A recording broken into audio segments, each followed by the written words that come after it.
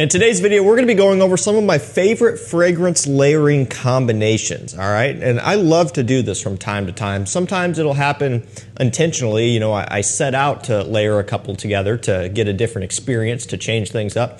Other times, it might happen on accident or just not as intended. You know, if you want to change what you're wearing somewhere throughout the daytime without, you know, taking a shower and really washing it off, you can kind of spray something over top to switch it up. And if that other scent is still lingering, you've got a layer going on there, which oftentimes can create a really unique and different wearing experience as well. So that's how I've discovered some of these. Other of these, you know, you've maybe seen around before, and others, it's just kind of taking a look at different notes and accords and thinking, hey, they might go together good, and trying it out, and it actually does go together good. So we're gonna start off with a tried and proven one. I definitely did not come up with this one. This has been around for a very long time, and there have been some clone fragrances that were made to basically do this already. It is Sauvage and Aventus. So again, this is as old as time. I mean, back, you know, when the Aventus Facebook group was really popular and a lot of people were in there,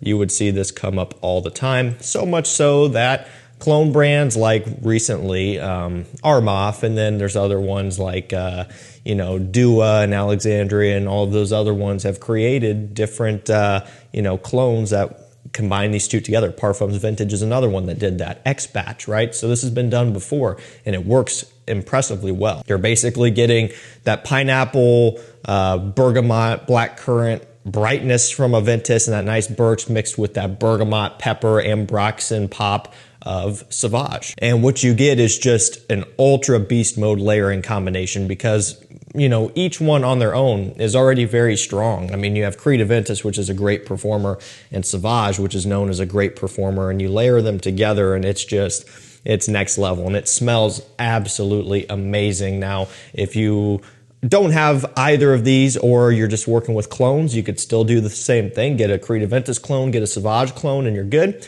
Or just buy one of those that I mentioned that mix them together for you into one bottle. That's an option as well. Really like this combination though. I've done it a lot over the years. Haven't done it in a while though, honestly. But I might have to again, just for old time's sake, because I love me some Sauvage Eau de Toilette. I've worn the heck out of this stuff. This bottle here is about half, about right there, but I've got some that are nearly empty. I've worn it so much over the years, as is with Aventus as well, and they work great together. All right, this next one is one that just kind of makes sense when you think about it, and it works really well too when you spray them both on. It is Prada Homme Intense mixed with Dior Homme Intense. So what do you end up with? Essentially, you're getting kind of more of a leathery Dior Homme Intense. Now, keep in mind, you know, there's really no leather in Dior Homme Intense.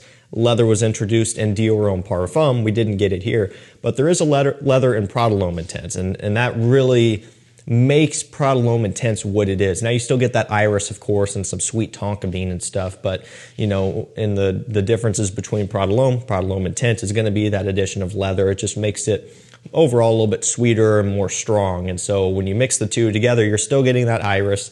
Smells amazing, but just, you know, adding in a component that wasn't there and potentially was maybe missing in Dior Homme Intense. Some would say that maybe throwing these two on together would make Dior Homme Intense a little bit more potentially wearable. You know, maybe it counteracts some of that overly powdery makeup bag smell that people describe. It also just might give it a touch more of a masculine feel, which it definitely does lack, given that it's basically iris and, you know, kind of this chocolatey, powdery smell from start to finish with really no deviation. You know, it's not your typical masculine smelling scent.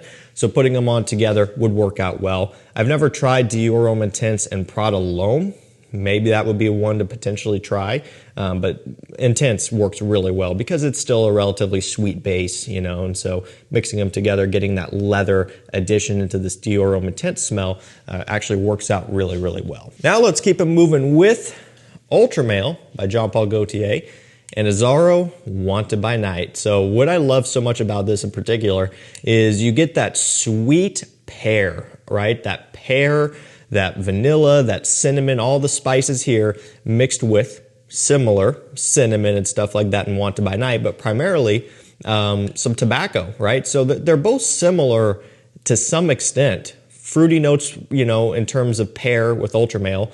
Wanted by Night lists off fruity notes as just a generalized term there. They both have cinnamon in common. I'm sure they both have vanilla. I don't know if Wanted by Night lists it off, but it probably is in there. Tonka bean, I'm sure, is another common note, but it's the tobacco in Wanted by Night that really lends a nice helping hand to Ultra Male. And it's a similar thing with Dior Homme Intense, where there's really no masculine smell in Ultra Male, right? There just isn't. It's so sweet. The tobacco in Wanted by Night, it just helps it along a little bit. It gives it that extra little push that it might need for some people in order to really pull this one off in a wider variety of situations. Personally, I love each of these fragrances on their own. I think they're both amazing. I've worn them both a lot over the years. I mean, this bottle here is nearly empty. It's down to the very bottom. This is my first ever bottle of Ultra Male that I got years and years ago. Absolutely love the scent. And Wanted by Night, I've been through a bottle of this already. This is a newer bottle that I have. And I love this one as well. And mixing them both together gives you just something different. I love doing this because it really does help to change things up. You know, you've spent so much time with each scent, but when you put them together, it creates something new and kind of exciting. This next one here makes a lot of sense and it works out really well also. It is Missoni Wave and Chanel Allure Homme Sport Extreme. I've talked about this layering combination before, and it works because, well, this smells a little bit like Allure Homme Sport / Versace Pour Homme. And so what you're doing is basically taking that smell and then kind of throwing in more of the sweeter tonka bean, more of the powdery smell from Allure Homme Sport Extreme, along with, you know, some of that mint off the opening as well, which it's kind of known for. Now, you could also obviously layer Chanel Allure Homme Sport and then Chanel Allure Homme Sport Eau Extreme. I've done that countless times. In fact, I did that the other day. Literally, actually, it was yesterday. I wore the two, right, together. I love doing that. You could also layer Versace Pour Homme and Chanel Allure Homme Sport Extreme. Also works great, too. But I figured I'd throw in the Missoni. This one's going to be kind of a combination of the Versace and the Chanel, which is why I chose this one. And so when you put them together, again, you're just getting, you know, the kind of the best of both worlds. Still some of that, you know, overly bright freshness from the Missoni, but then again, that minty green kick, a little bit of the orange, and just some of the powdery, sweeter notes that Allure Homme Sport Eau Extreme brings to the table. It works out really well, and it's an ultra versatile layer too. You know, the first, well, I don't know, Sauvage, Aventus is versatile, but the last two we've talked about, sweeter scents, more fall and winter. This could be worn pretty much year round, right? You get that brightness from the Missoni, the sweetness from the Chanel. So it would work great in spring, certain parts of summer, fall and winter, no problem. Really nice combination. All right, now we couldn't do a video like this without featuring Molecule 01, right? Everybody knows Molecule 01. I think this is the most popular, and this and 02. So 01, this one is ISO E Super. Molecule 2 is Ambroxan, okay? So that one also could be featured in here somewhere, but I'm going for Molecule 01. This rose to fame because it's used as a base layer for so many fragrances out there. I mean, really, it works for literally anything. So this is kind of a one where you could slot in anything. Take your favorite pick and, you know, think of something that you might want to try to maybe boost up or just get some more projection out of, or potentially some more longevity out of, and then there you go. Now, the one that I chose is not something that lacks in performance already. This scent is already very strong, but I do like to layer them together because it gives it even more impact and more of a pop.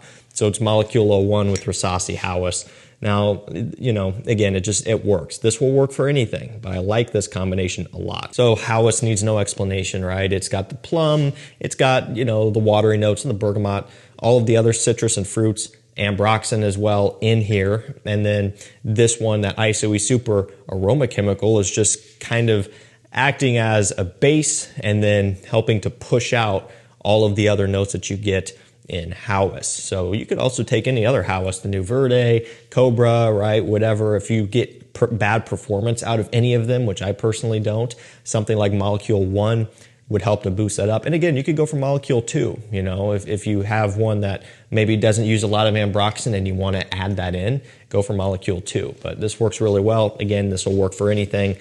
For the most part, I don't think I've found anything that these don't layer with, or that Molecule 1 doesn't layer with. And so this is one that's pretty cool, that does work. This next one might be my favorite layer out of this entire video. I'm actually gonna make this my scent of the day. I love this. It smells so good. You've got to try this out. It's L'Homme Eau de Parfum mixed with La Nuit de l'Homme. I'm telling you, this is amazing.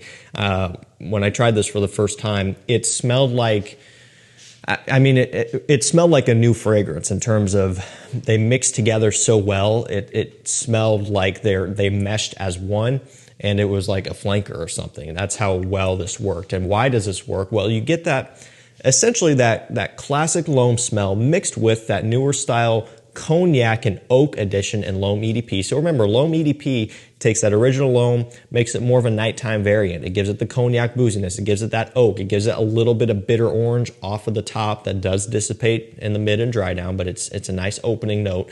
So you get that, just a more mature and more nighttime seductive version of L'Homme. And then of course, La Nuit de l'Homme needs no explanation.